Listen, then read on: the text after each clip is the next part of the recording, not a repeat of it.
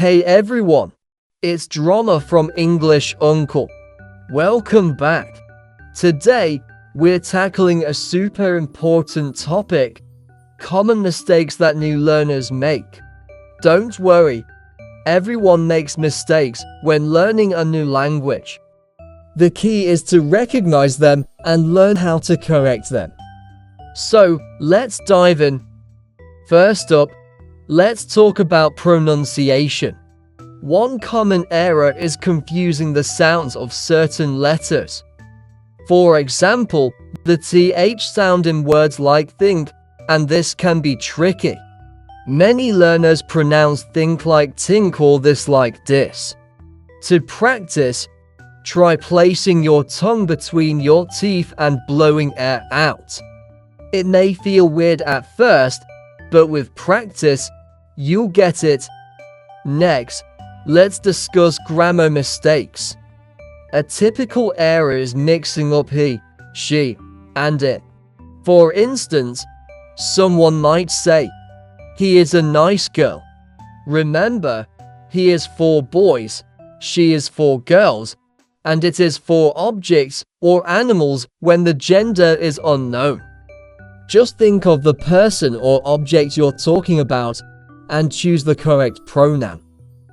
Another frequent mistake is verb tenses. New learners sometimes forget to use the correct tense when speaking. For example, saying "I go to the store yesterday" is incorrect. Instead, you should say, "I went to the store yesterday." A good way to practice is by writing down sentences and checking your verb forms. Using flashcards can help reinforce this knowledge. Now, let's talk about articles.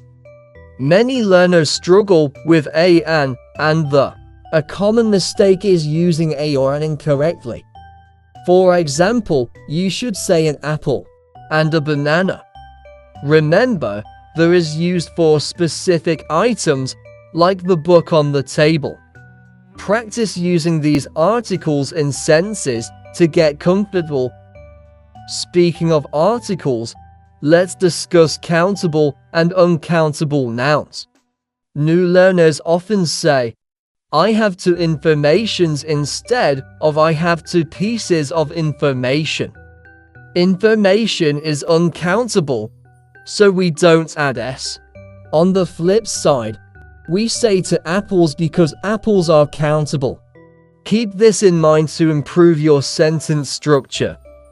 Now, let's highlight the importance of word order.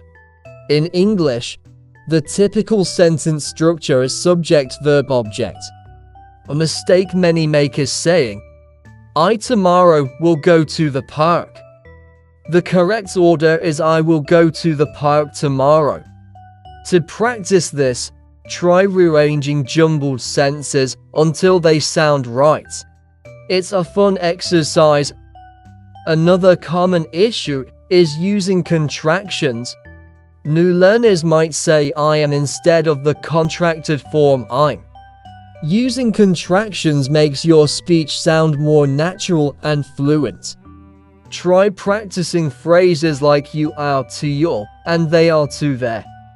It's a simple change that can make a big difference. One last thing to consider is the use of filler words. Many learners tend to overuse them, like "or you know." While these can be natural in conversation, using them too much can make you sound unsure. Try pausing instead. A little silence can be powerful and gives you a moment to think.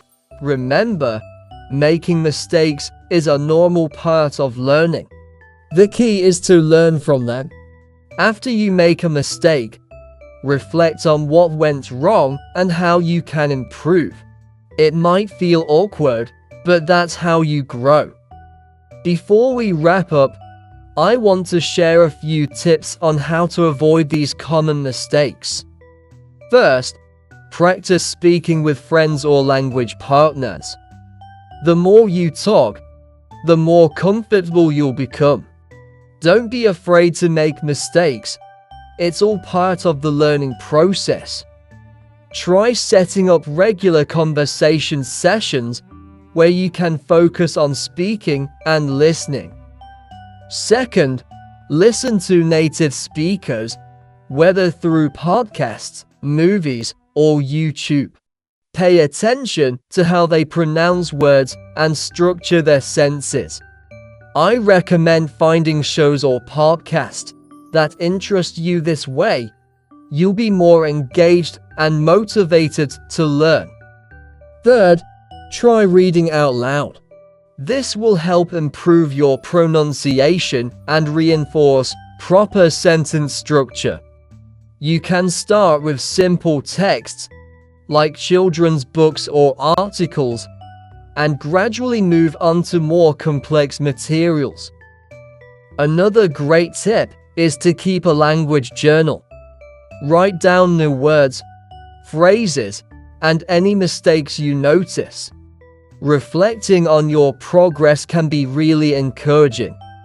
Plus, reviewing your journal regularly will help reinforce what you've learned. Lastly, consider joining an English club or online community. Engaging with others who are also learning can provide support and motivation. Plus, sharing your experiences and challenges can lead to new friendships. Lastly, don't hesitate to ask for feedback. If you're unsure about something, ask a teacher or a friend for help. They can provide valuable insights that will help you improve. That's it for today's episode of English Uncle. I hope these tips help you recognize and correct common mistakes in your English learning journey. Remember, practice makes perfect, and every mistake is just a stepping stone to success. Don't forget to like, subscribe, and hit that bell for more tips and tricks. Keep practicing, and I'll see you in the next episode. Bye for now.